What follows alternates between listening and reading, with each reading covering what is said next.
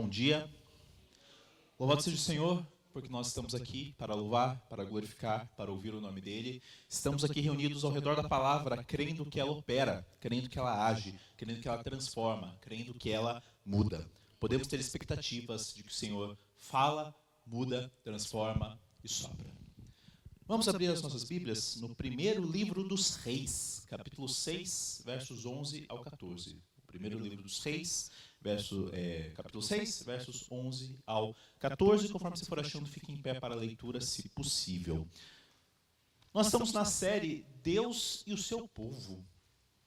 Estamos analisando, como foi falado aqui, um livro por domingo, mais ou menos, vendo panoramicamente desde Deuteronômio, então caminhando pela história do povo de Israel, desde que eles estavam na beirada da Terra Prometida, e vamos ir indo até um pouquinho depois do exílio em alguns livros. Nós veremos aqui, não vai ser primeiro Reis hoje, segundo Reis, domingo que vem.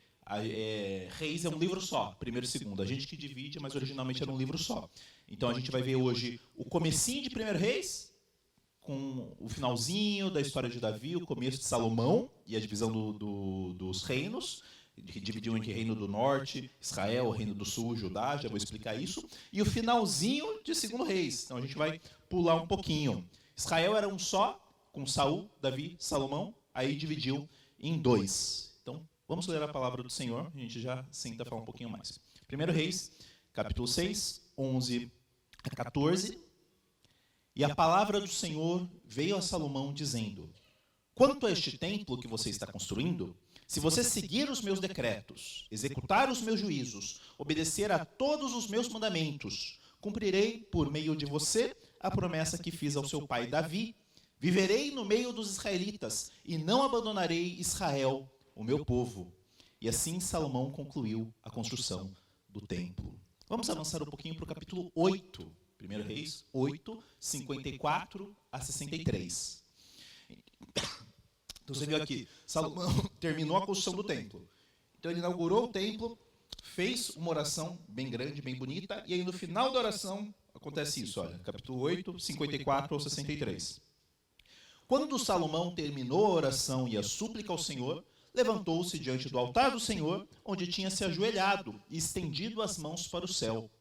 Pôs-se de pé e abençoou em voz alta toda a Assembleia de Israel, dizendo: bendito seja o Senhor, que deu descanso a Israel, seu povo, como havia prometido. Não ficou sem cumprimento nenhuma de todas as boas promessas que ele fez por meio do seu servo Moisés.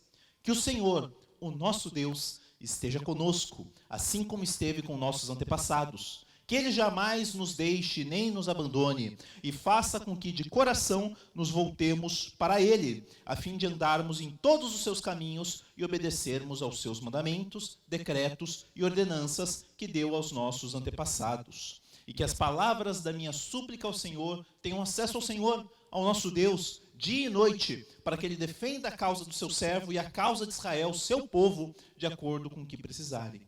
Assim, todos os povos da terra saberão que o Senhor é Deus e que não há nenhum outro. Mas vocês têm um coração íntegro para o nosso Senhor, o nosso Deus, para viverem por seus decretos e obedecerem aos seus mandamentos, como acontece hoje. Então o rei Salomão e todo Israel ofereceram sacrifícios ao Senhor. Ele ofereceu em sacrifício de comunhão ao Senhor 22.000 bois e 120.000 ovelhas, tamanho de churrasco. Assim o rei e todos os israelitas fizeram a dedicação do templo do Senhor. Oremos. Santo Jesus, obrigado pela tua palavra. Obrigado, meu Deus, porque podemos olhar para essa história que faz parte da nossa história, a história do teu povo separado pelo teu nome, marcado para glorificar a ti e espalhar quem o Senhor é pelas nações. Nós fazemos parte disso aqui, meu Deus. Então nos ajuda a aprender com as vitórias, com as derrotas, com os fracassos. Coloca isso à luz dos nossos fracassos, coloca isso à luz de quem nós somos, para que possamos renascer, ressuscitar em Cristo Jesus. Nos dá da tua misericórdia. Em Cristo, amém. Podem se sentar. Vocês têm boa memória? Não? Alguém disse que tem boa memória? Depende do que, né? Tem gente que tem uma memória boa para estudar. Não, beleza, vou estudar, vou ler o livro, vou ler o slide, reouvir as aulas, tal. E beleza, não, guardei o conteúdo. Tem gente que tem... Eu sou bom nisso, em memórias de infância.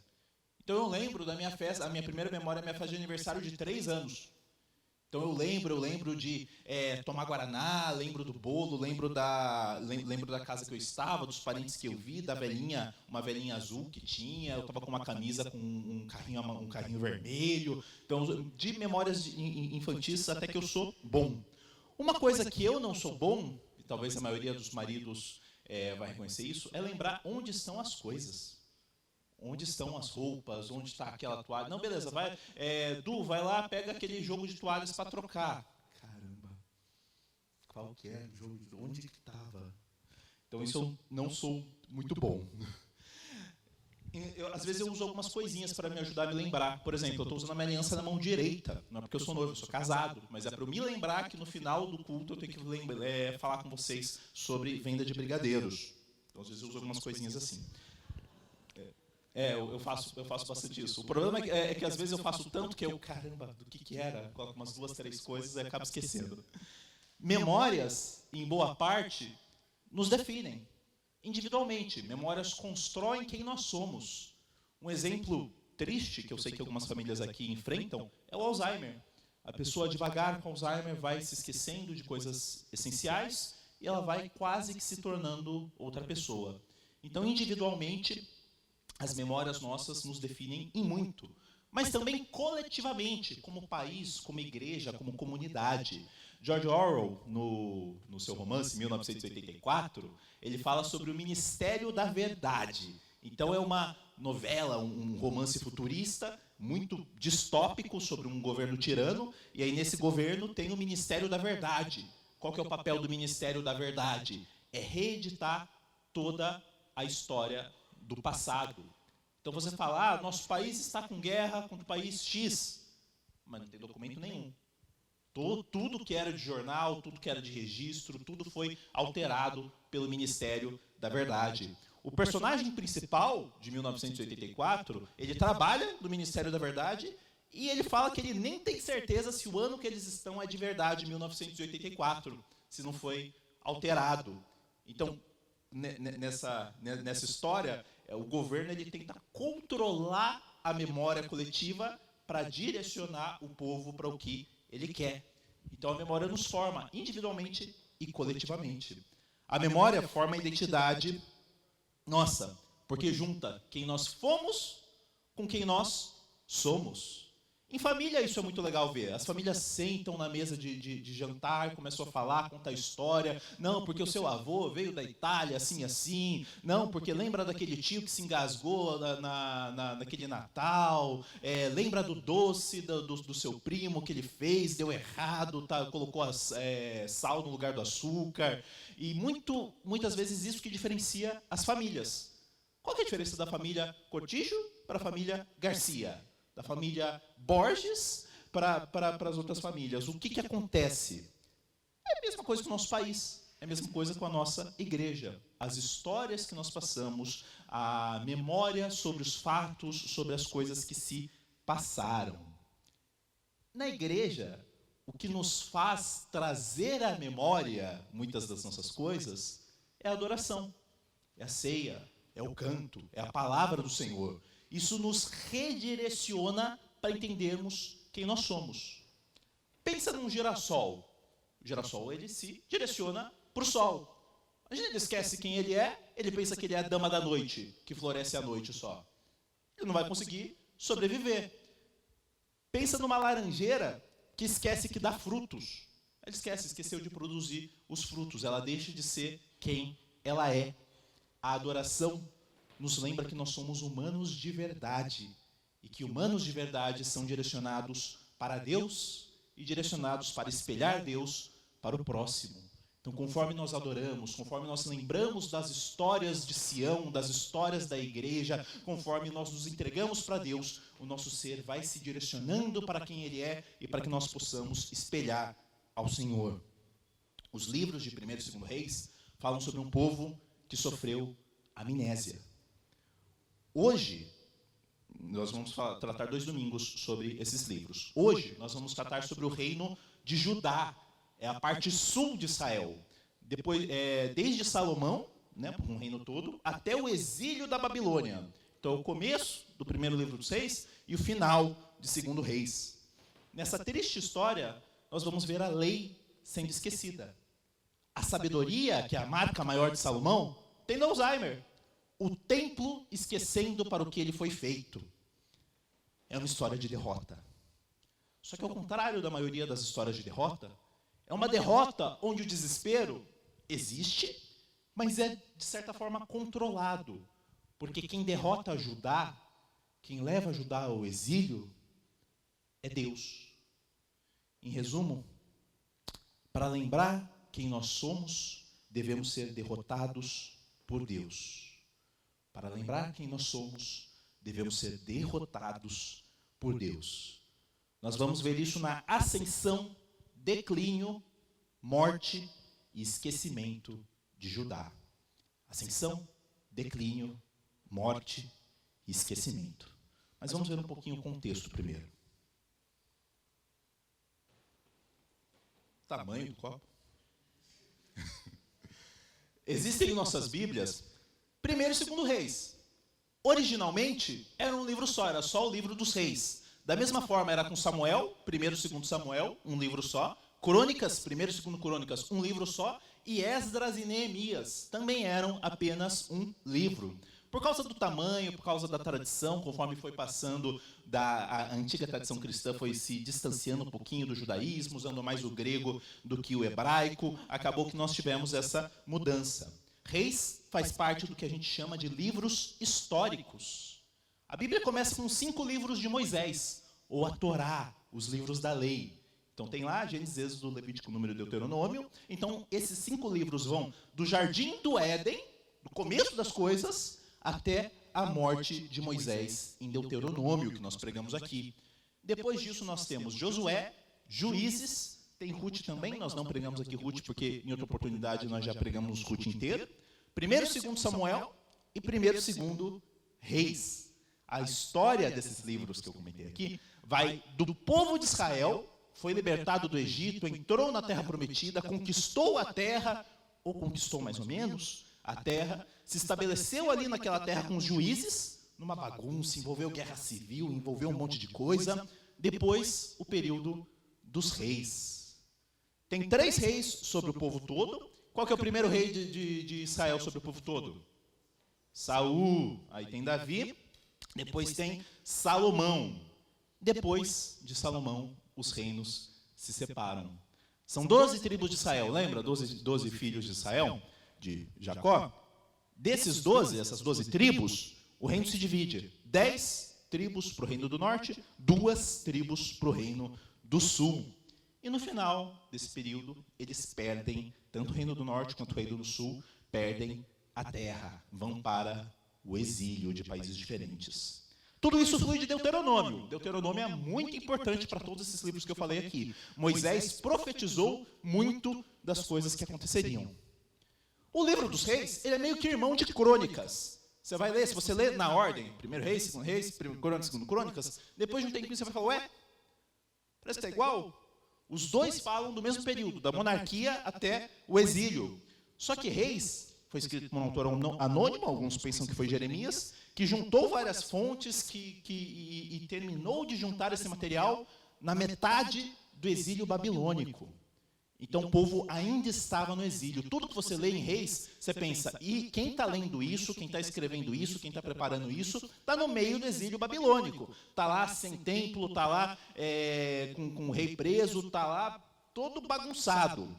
Então a perspectiva dos eventos é um pouco diferente, porque Crônicas é no final do exílio, quando eles já vão ser libertos. Reis, por ser no meio do exílio, é bem mais negativo. Então o que a gente vê no livro dos reis? Nós vemos Salomão é o rei mais sábio, mas a sabedoria dele não pôde salvar Israel da divisão em 2 reinos. Josias, o rei que mais cumpriu a lei, mas a lei não pôde salvar Judá da destruição. O templo, a habitação do nome do Senhor, é a última esperança. E no final do livro, ele está destruído e queimado por um rei babilônico. Um comentador diz que tudo que fazia que Israel fosse Israel, rei, sacerdote, lei e templo, é destruído. Como a narrativa profética, 1º e 2º Reis, deixa claro que não há salvação para Israel dentro de Israel. Não há salvação para Israel dentro de Israel. Deus levanta profetas no meio desse período, é um período de mais de 400 anos que Reis cobre, e esses profetas vão falando a mesma mensagem. E eles não falam, olha, vocês pecaram, Israel pecou. Então começa a agir na linha, começa a agir certinho, senão vocês vão morrer. Não. Eles falam, Israel pecou, Israel esqueceu seu Deus, perdeu a memória, portanto, irá morrer, ou já está morta. E a sua única esperança é confiar no Deus que dá vida aos mortos. Não é, nossa, vocês precisam mudar o que vocês estão fazendo. É, acabou. Morreram porque vocês pecaram.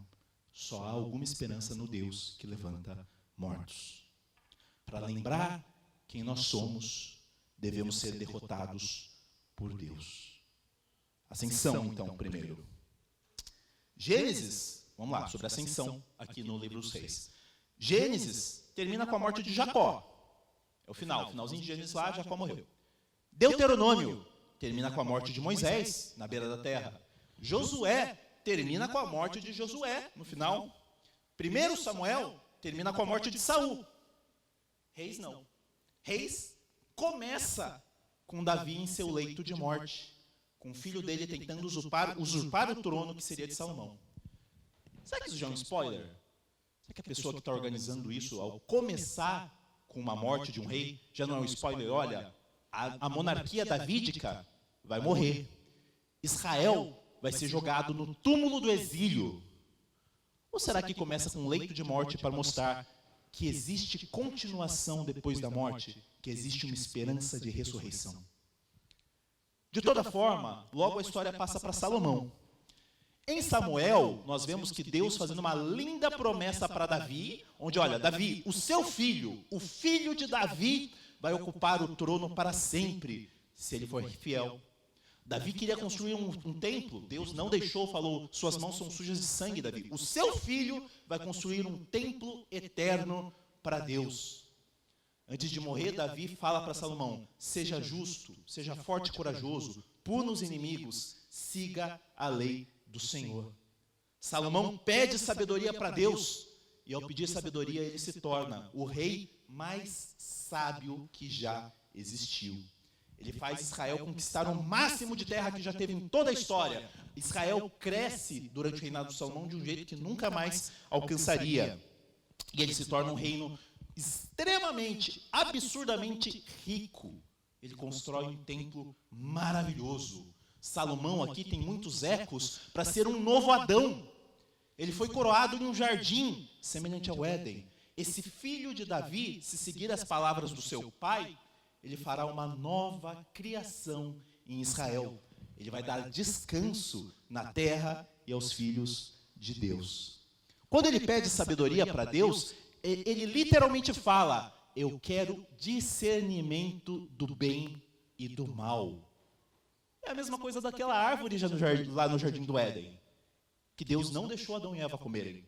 Salomão pede discernimento do bem e do mal, e Deus concede essa sabedoria, diferente de Adão. Só que assim como Adão, Salomão, quando ele pede isso, ele entra num sono profundo, e ele recebe, não Eva, mas a senhora sabedoria que estaria ao seu lado. Salomão é um sábio, escreveu vários provérbios, compôs mais de 1000 canções, estudou a fauna, estudou a flora, construiu um templo para glorificar o Senhor. Ele sabe quem ele é. Ele é o girassol virado para o sol. Ele está sendo usado por Deus para reconstruir a imagem de Deus no ser humano e no mundo. Salomão é um novo Adão. Se Jesus entrou em Jerusalém em um jumentinho, Salomão, quando entra em Jerusalém, ele entra em cima de uma mula. Se Jesus chama o povo de todo mundo para ceiar à sua mesa, Salomão recebe a rainha de Sabá e vários outros estrangeiros, alimentando o mundo do pão da vida do Senhor de Israel.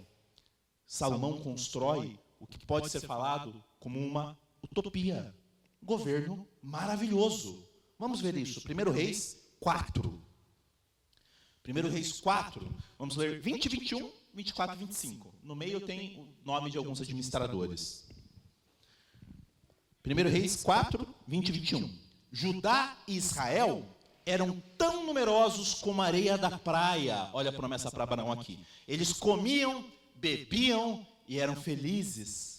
E Salomão governava todos os reinos, desde o rio até a terra dos filisteus, chegando até a fronteira do Egito. Esses reinos traziam tributos e foram submissos a Salomão durante toda a sua vida. O rei do Salmo 2, que o William leu aqui, o filho de Davi colocado no Monte Sião, que os reis temem, que os reis pagam tributo, que os reis querem se livrar e não conseguem. É Salomão aqui.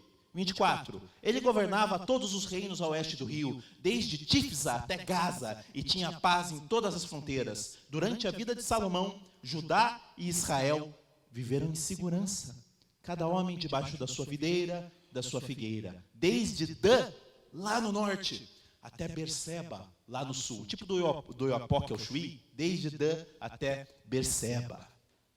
A maior obra de Salomão, sem dúvidas, foi o templo. O templo carregaria o nome do Senhor. O templo seria o rosto de Deus. O seu rosto é todo o seu ser? É toda a sua presença? Não, mas ele representa, né? O rosto é aquilo que nos direciona, que mostra quem nós somos. É como se fosse isso. Deus está colocando o seu nome, a sua presença manifestada no templo. O simbolismo do templo, nossa, é muito rico, é muito grande, é muito detalhado, é bem legal, gostei demais de estudar. Mas vamos pensar em só 2 detalhes, só para a gente não perder o fio da meada. Na entrada do templo, quando você ia entrar no templo, tinha 5 riachos de um lado, 5 riachos de um outro, 5 correntes de água de cada lado. Então, conforme a pessoa fosse entrar no templo, tinha um jardim e ela precisava passar pelas águas. Passar pelas águas e entrar num lugar para louvar a Deus. Todo mundo que entrasse no templo reviveria a travessia do Mar Vermelho. E também lembraria de Josué passando pelo Rio Jordão, entrando na terra. Passaria por águas vivas, águas correntes, fluindo pelo jardim. Isso lembraria o Éden. O templo de Israel lembraria a fonte de água viva para todas as nações. E é para isso que Deus tinha um povo, para carregarem o nome de Deus, para serem um lugar de encontro de Deus com a sua criação, chamando todos para conhecerem quem é Deus. Isso, é claro, aponta muito para Cristo e para a igreja, para nós. A igreja em Cristo é o lugar regado pela água viva do Espírito em Pentecostes, fluindo para os confins da terra. O corpo de Cristo é o verdadeiro templo de Deus. Então, será que Salomão foi o rei bom? Foi o melhor em tudo isso que eu falei. Mas algumas rachaduras começam a aparecer nesse reino perfeito, nessa construção de Israel perfeita. 1 Reis 10, a gente não vai abrir. O que Salomão, fala várias coisas de Salomão, que foi contra o que o livro de Deuteronômio exigia dos reis. Primeiro, em juntar ouro. Registra-se que em um ano ele juntou 666 talentos de ouro. Isso dá, depende da medida do talento, entre 30 e 80 toneladas de ouro. Fala-se que era tanto ouro que a prata ficou sem valor. Sabe quando você não sabe o que dá para a pessoa, você dá 2 par de meia? Nossa, você me deu prata, né? Não gosta muito de mim. Deuteronômio 17, é proibido que os reis juntassem muito ouro. Lê-se também que Salomão juntou vários cavalos e carruagens do Egito. Importou do Egito cavalos e carruagens. Em Deuteronômio 17, é proibido que os reis importassem muitos cavalos, especialmente do Egito. Ele fez exatamente o que está falando para não fazer. Lê-se também que Salomão teve 1000 mulheres. 1000 mulheres. Em especial é destacado uma esposa egípcia. E adivinha o que é proibido em Deuteronômio 17? Que o rei tivesse muitas mulheres, porque o seu coração iria se desviar.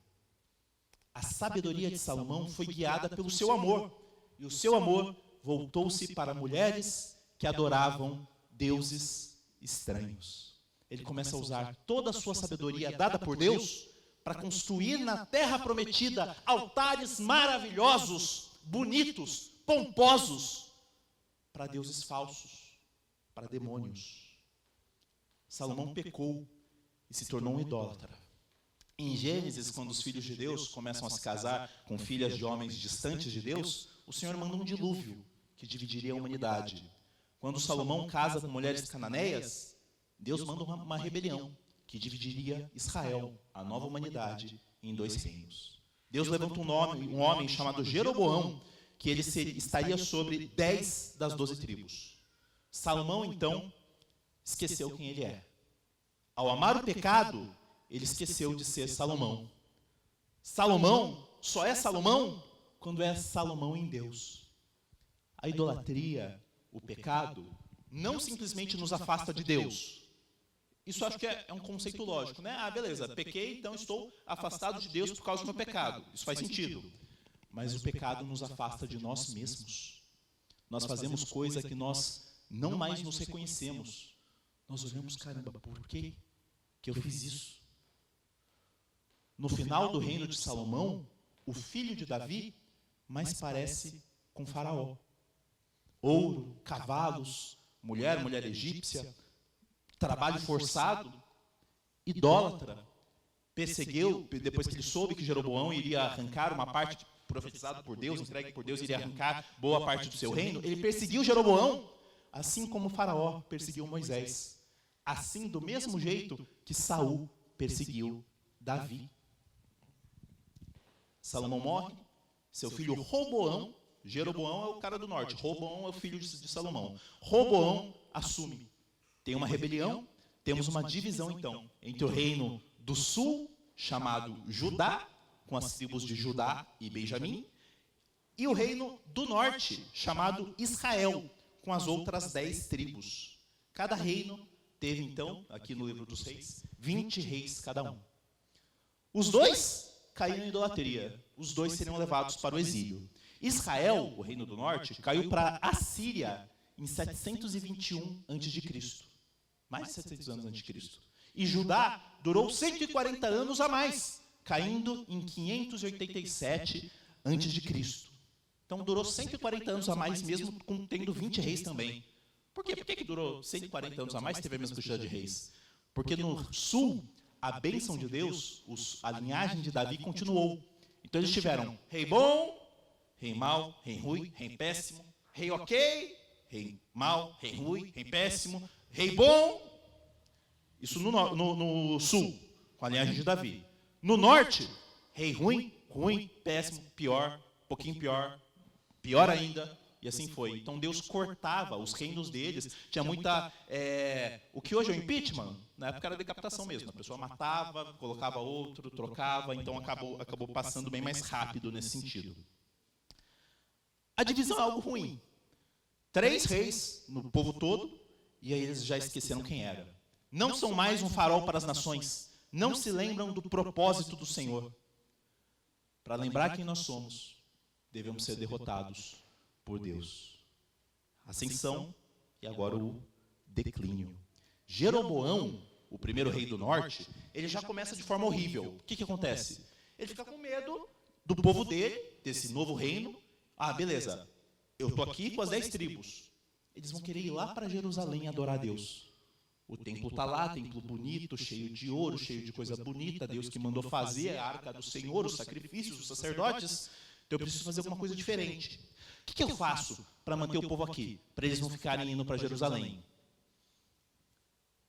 Preciso trazer uma coisa tradicional, né? Para eles não acharem que a gente está fazendo uma coisa nova. O que eu trago de tradicional aqui para Israel? Deixa eu ver, deixa eu pensar na história.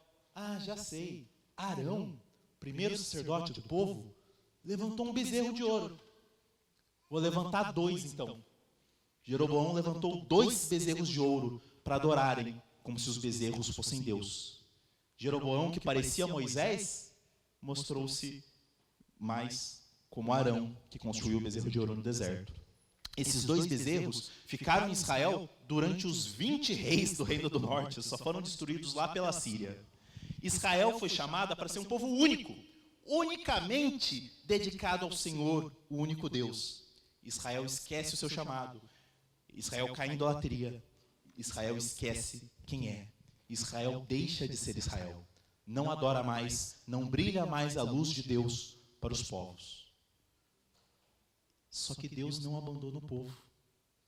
Deus levanta profetas para trazer a palavra, para pedir renovo, para clamar para o povo voltar. No norte, Deus levanta Elias, Eliseu, Amós, Oséias, Jonas. No sul, ia ser Jeremias, Miqueias, Naum, Joel, Abacuque, Ezequiel, Daniel. Os 2 reinos começam a entrar em declínio. Só que não é declínio queda livre.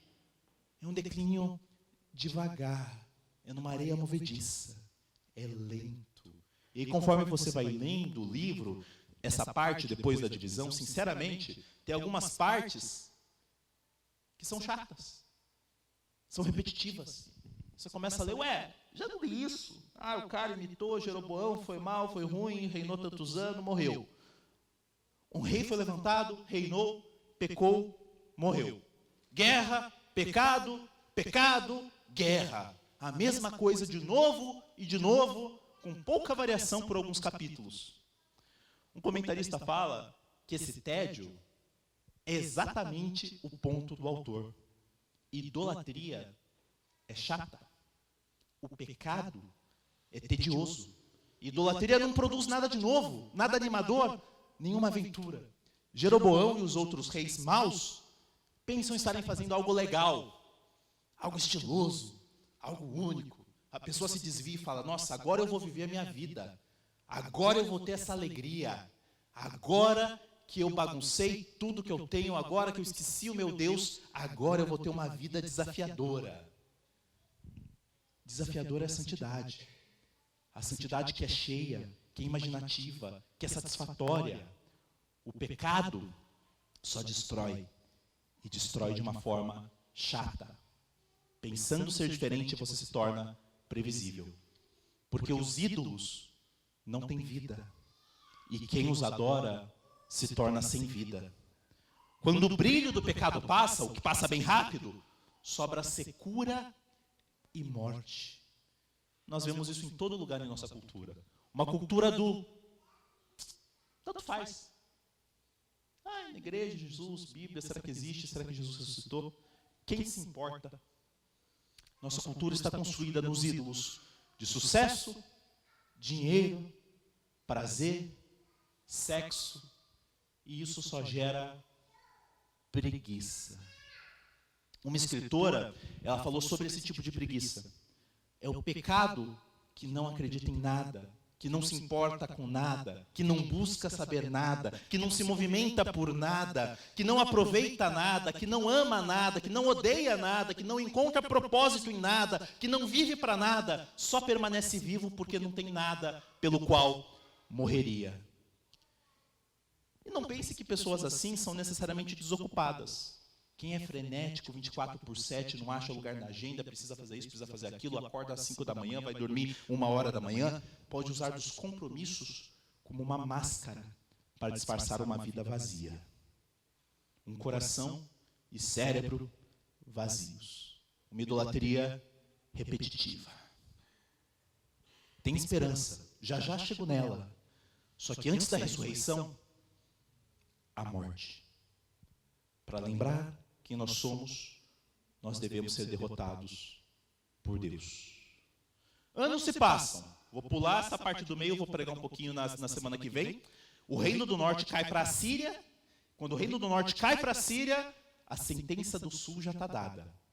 Judá segue os pecados da sua irmã Israel. Vai ter o mesmo fim. Durante o reinado, é interessante isso, é só um parênteses pequenininho.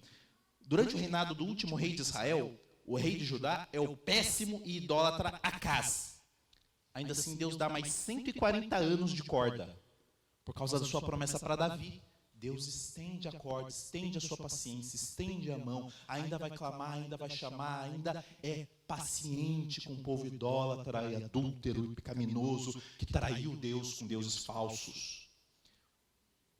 Tem Ezequias, E aí o filho de Ezequias que assume o trono é um cara chamado Manassés. O primeiro Manassés que aparece na Bíblia, ele é filho de José, ele é o filho mais velho de José. E aí os nomes da Bíblia geralmente têm um significado, né, importante. José estava no exílio, né, estava longe dos seus irmãos, estava lá no Egito, foi vendido como escravo, foi preso, aí se levantou, tudo tal, e teve o primeiro filho. Então ele deu o nome de Manassés para o primeiro filho, que significa esquecimento. Porque Deus estava fazendo com que o seu sofrimento fosse esquecido. Bonito dentro do contexto de José.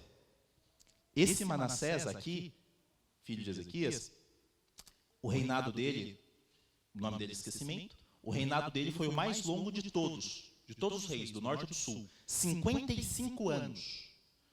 Imagina, é como se alguém reinasse no Brasil de 1970 até hoje. Quem que ele era presidente em 1970? O Médici? Imagina a quantidade de coisas que aconteceu de lá para cá.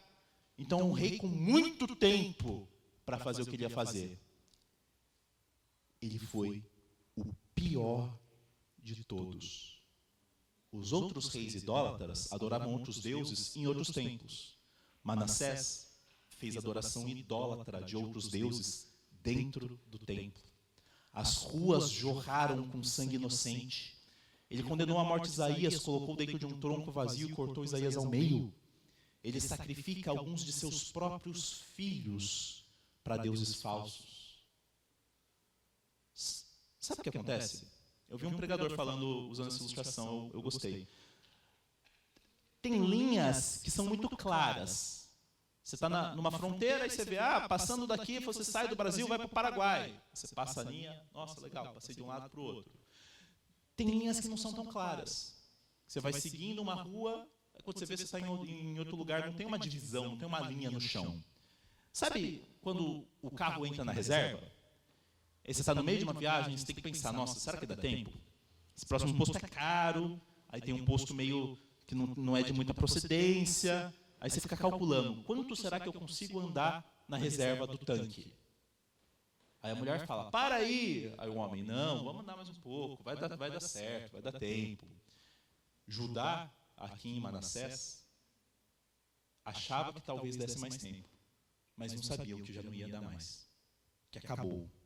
Que a linha foi ultrapassada. Em Manassés, Judá esquece totalmente quem foi, as promessas para Davi, o caráter de Deus. Foi tudo jogado no lixo. Acabou. Os pecados do rei Acabe, do reino do norte, que a gente vai falar próximo domingo, e os pecados de Manassés, são comparados com um povo chamado amorreus.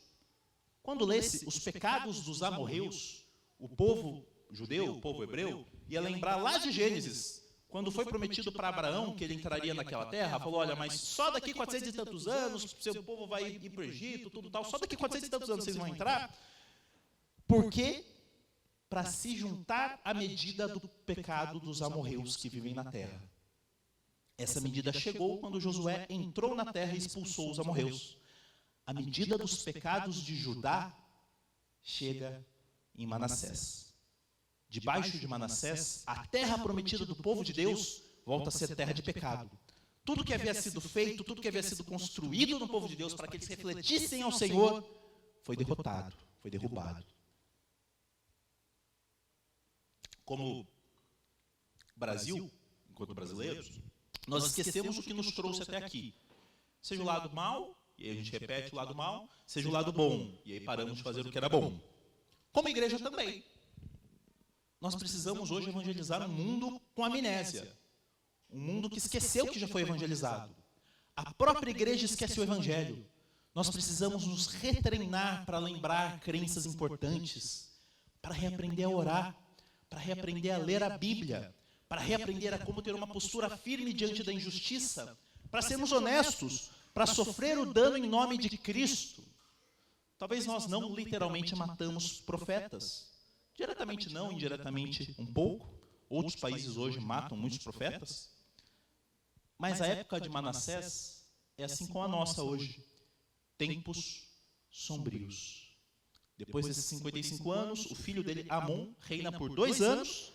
Ele foi tão ruim quanto o pai dele, foi assassinado, reinou só 2 anos. E aí o filho de Amon, que assume o trono, é Josias. Assumiu o trono com 8 anos. Imagina só, 8 anos. O pessoal de 8 anos está tudo lá, né? Quem que é o mais novo que está aqui?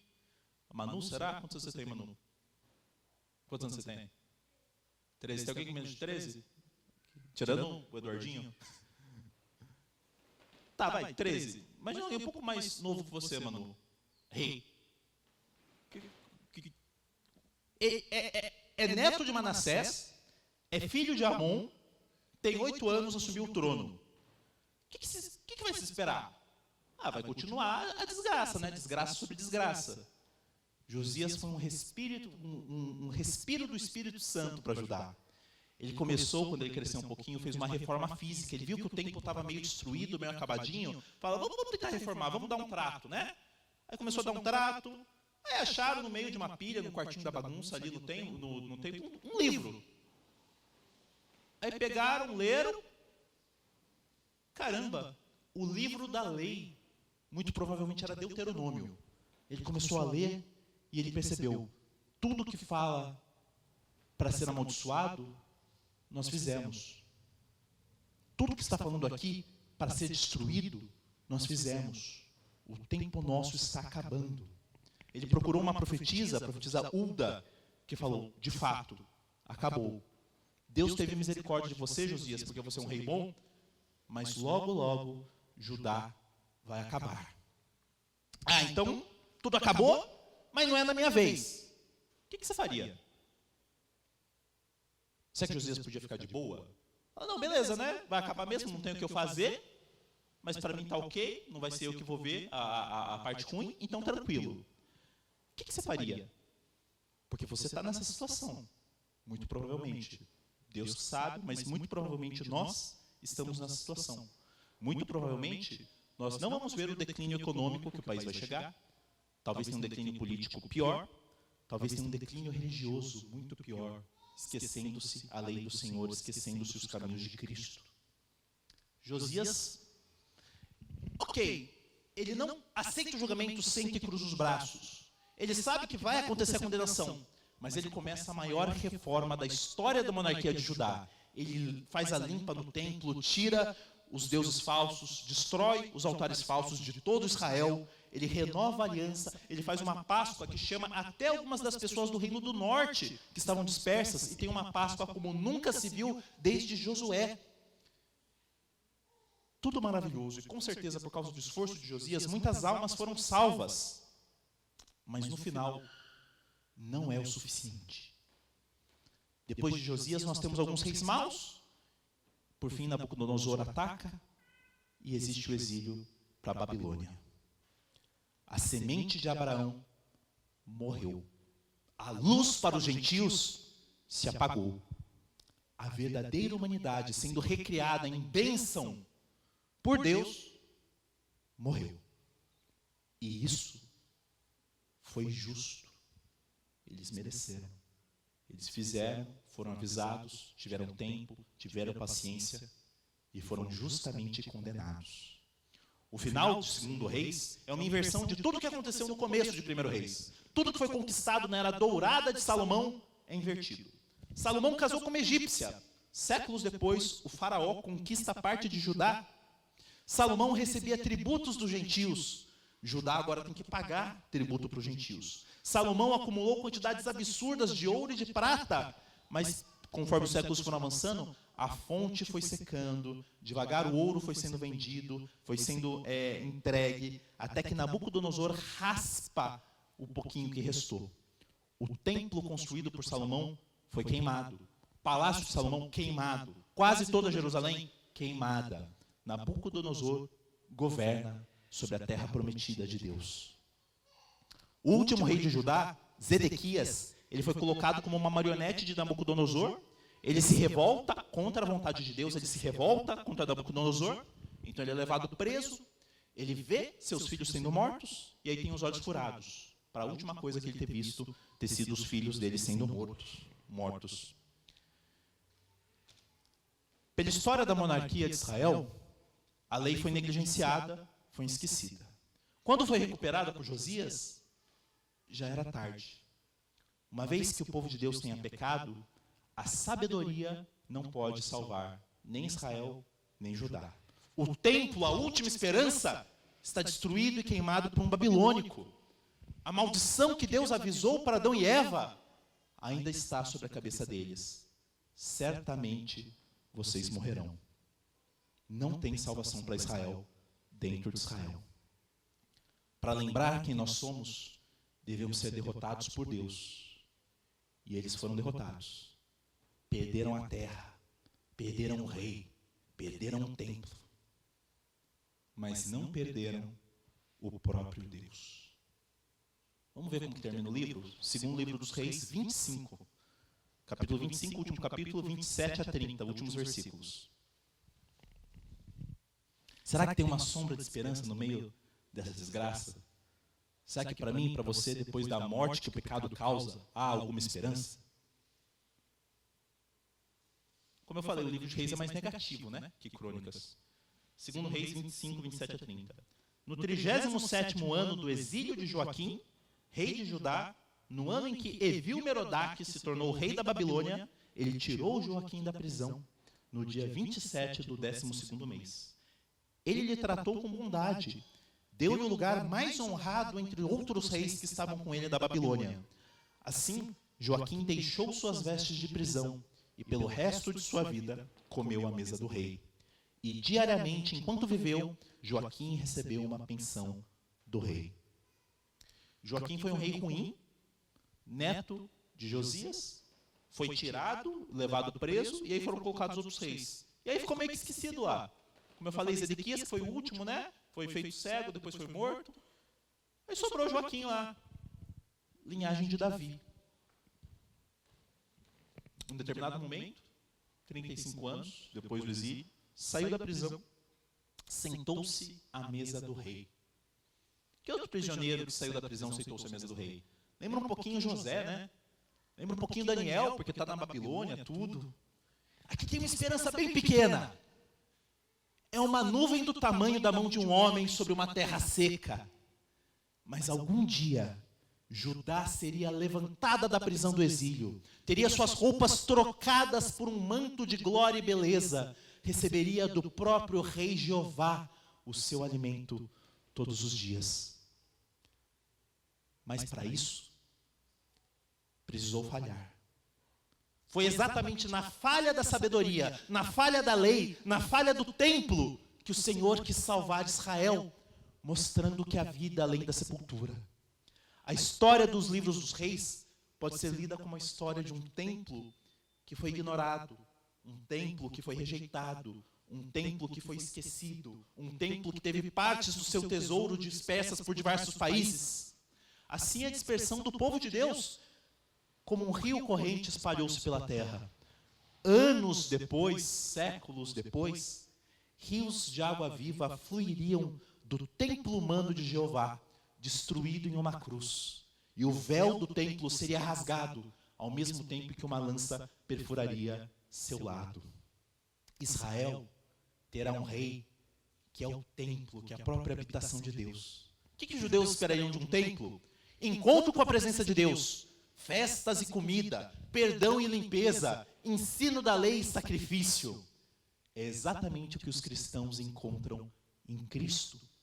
Israel terá um rei que é a própria sabedoria divina, não simplesmente um rei muito sábio, um rei que é a sabedoria divina, que é a própria lei cumprida em perfeição. Se os filhos de Davi, os reis, pecam e os seus reinos têm de morrer, Deus não deixa a morte ter a última palavra. A promessa de Deus permanece. A morte e ressurreição da dinastia de Davi, a morte e ressurreição do filho de Davi e filho de Deus viria. A cruz é a sabedoria de Deus que parece tolice para o mundo. Então lembre-se, se esquecer é ingratidão. A adoração é uma aula de história onde nós nos lembramos e somos renovados em lembrar o que Jesus fez em memória de mim. Fazer isso todas as vezes, anunciando a morte do Senhor até que Ele venha. Lembre-se quem você é em Cristo, e Ele não apagará a brasa que está só na fumaça. Talvez a sua vida seja uma brasa pronta para ser pisoteada. Ele soprará o fogo do Espírito. Vamos ler duas passagens para encerrar. Colossenses 2, 13 a 15.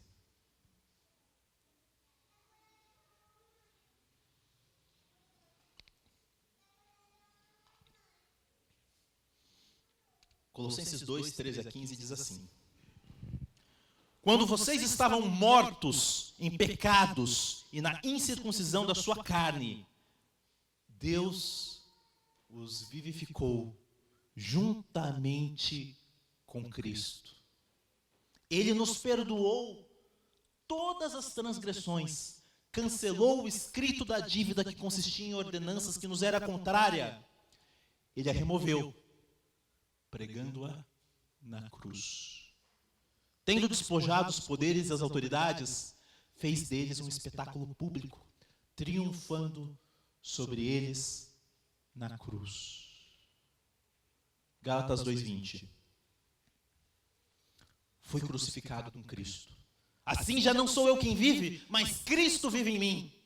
A vida que agora vivo no corpo, vivo-a pela fé no Filho de Deus, que me amou e se entregou por mim. Você precisa se lembrar disso. Para lembrar quem nós somos, devemos ser derrotados por Deus. Quando somos derrotados, quando encontramos a morte, o abandono, o exílio, nós temos vida. Vida verdadeira e abundante no Senhor Jesus. Louvado seja Deus, oremos.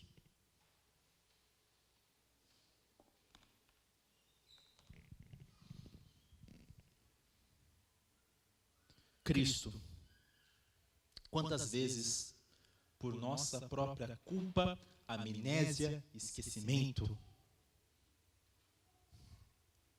somos justamente julgados por Ti. Diante da morte, da condenação, do final. Não é uma reforminha, não é uma mão de pintura, não é uma pequena, uma edícula a mais no quartinho das nossas vidas que vai funcionar, meu Deus. Não. Nós precisamos de demolição e reconstrução. Então olha para os nossos corações. Olha para a fumaça que está quase se apagando, meu Deus. Olha, meu Deus, para essas vidas que são tão pequenas como a minha. E nos traga para Ti mesmo. Transborda de Ti mesmo para nós, meu Deus. Renova-nos. Nos dá a esperança da ressurreição, meu Deus. Que possamos olhar para cada área das nossas vidas, as piores áreas das nossas vidas, as melhores também, como Salomão foi com a sabedoria dele, e que todas elas morram diante de Ti para ressuscitar em Cristo, meu Deus. Então olha para as famílias, olha para os casamentos, olha para a esperança, para a saúde mental, olha para os propósitos, olha para os ministérios e renova, transforma, dá coragem, dá memória, dá lembrança, meu Deus, para sabermos quem somos, que nos voltemos para o sol da justiça, possamos dar frutos de justiça para o próximo, meu Deus. Reconstrua quem nós somos, em Cristo Jesus.